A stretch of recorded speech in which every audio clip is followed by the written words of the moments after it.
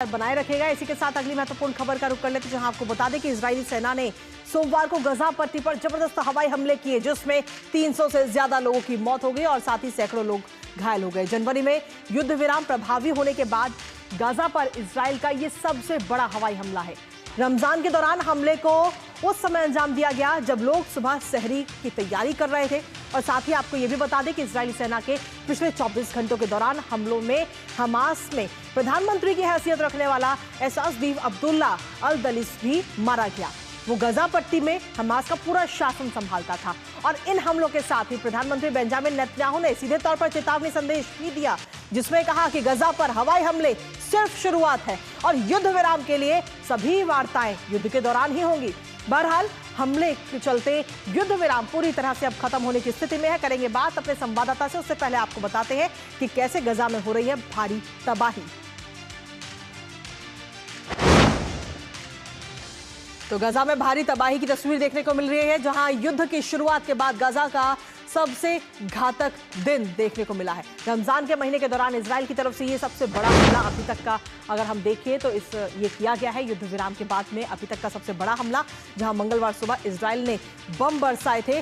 और उसके बाद में इस पूरे हमले की अगर हम बात करें तो 400 से ज्यादा फिलिस्तीनियों के मारे जाने की खबर इसमें मिली थी, जिसमें 400 से ज्यादा फिलिस्तीनी मारे गए, साथ ही कई सारे लोग घायल भी हुए। इसके साथ ही मरने वालों में ज्यादातर महिलाएं और बच्चे इसमें शामिल हैं। इस हमले की अगर हम बात करें तो 550 से ज्यादा लोगों घायल होने की जानकारी इस वक्त मिल रही है। साथ ही 400 से ज्यादा लोगों की मौत इन हमलों में बताई जा रही है, यानी कि अभी तक का ये सबसे बड़ा हमला सीजफायर के बाद। इसके साथ ही मृतकों में 263 महिलाएं हैं और 18 वर्ष से कम उम्र के बच्चे भी इसमें शामिल हैं। इसके साथ ही गजा के अस्पतालों की अगर हम बात करें तो वहां पर घायलों का तांता लगा, यानी कि बहुत सारे घायलों की संख्या जो है वहां पर बढ़ती हुई नजर आ रही है इन हमलों के बाद में। और सीधे तौर पर हमास में पीएम की हैसियत रखने वाला अल दलिस भी इस दौरान इस हमले में मारा गया है, उसे भी मार गिराया गया है। इसके अलावा गजा पट्टी की अगर हम बात करें तो गजा पट्टी में हमास का ये पूरा शासन ये व्यक्ति संभालता था, जिसे मार गिराया गया। इजरायली सेना ने लोगों को पूर्वी गजा छोड़ने का भी सीधे तौर पर आदेश इस वक्त दे दिया गया है। इजरायली सेना की तरफ से यह आदेश दिया गया लोगों को कि पूर्वी गजा को आप छोड़ दीजिए। इजराइल नए सिरे से अब जमीनी अभियान जो है वो शुरू करता हुआ नजर आ सकता है। इसके साथ ही पीएम नेतन्याहू की तरफ से भी एक संदेश जारी किया गया है। क्या है वो संदेश, वो भी आपको बताते हैं। बंधकों की रिहाई के लिए सैन्य दबाव जरूरी है, ये बात कही गई है नेतन्याहू की तरफ से।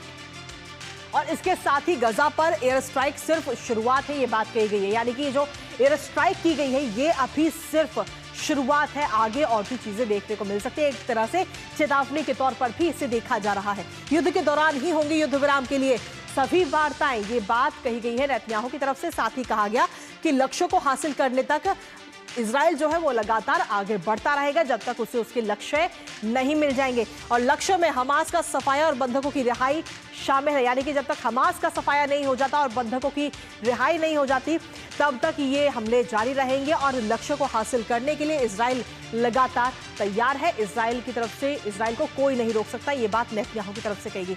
हमारे साथ हमारे सहयोगी अखिलेश सुमन इस वक्त जुड़ गए हैं ताजा अपडेट के साथ, सीधा उन्हीं का रुख करेंगे। अखिलेश, आपके पास क्या कुछ ताजा अपडेट है? जिस तरीके से नेतन्याहू की तरफ से ये संदेश जारी किया गया है और इस संदेश के जरिए कहीं ना कहीं चेतावनी भी दी गई है कि अब इजराइल को कोई नहीं रोक सकता और अब हमास का सफाया ही किया जाएगा।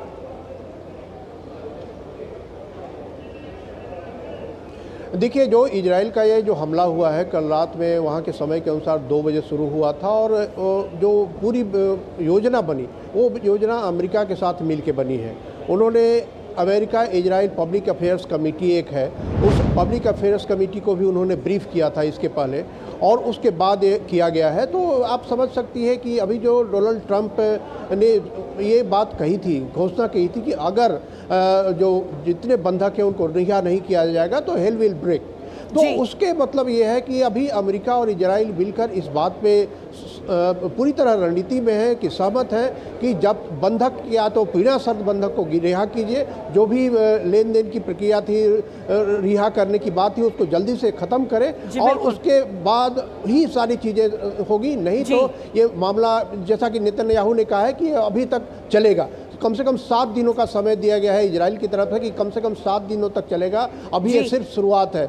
अभी 400 लोग मारे जा चुके हैं। निश्चित तौर पे एक बहुत बड़ी अचानक एक ऐसी स्थिति आई है कि हमास ने कहा है कि अपने सारे जो मित्र देश हैं उनको कहा है कि वो अमेरिका को कहे, नेतन्याहू को कहे कि ये हमले रोके। हमास ने अभी तक कोई कार्रवाई शुरू नहीं की है, तो अब सिर्फ आशा कर सकते हैं। इजराइल का कहना है कि 58 जो है बंधक अभी भी हमास के पास है, जिसमें उनको इस बात का अंदेशा है कि 34 की मृत्यु हो चुकी है।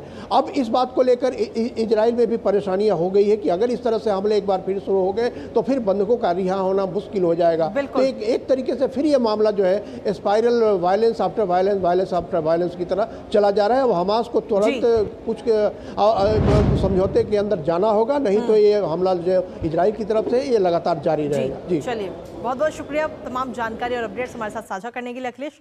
इस पर आप अपनी नजर लगातार बनाए रखें। तो सीधे तौर पर हम देखें तो ये हमले इस वक्त लगातार जारी है इजराइल की तरफ से, और साथ ही ये कहा गया है कि ये अभी शुरुआत ही है और जब तक हमास का खात्मा नहीं हो जाता, साथ ही सभी बंधकों की रिहाई नहीं हो जाती, तब तक ये हमले नहीं रुकेंगे और इजराइल को कोई नहीं रोक सकता। ये बात नेतन्याहू की तरफ से सीधे तौर पर चेतावनी के तौर पर हम देखें तो ये बात कही गई है, ये संदेश दिया गया है। नजर इस खबर पर भी लगातार बनी रहेगी, लेकिन इसी के साथ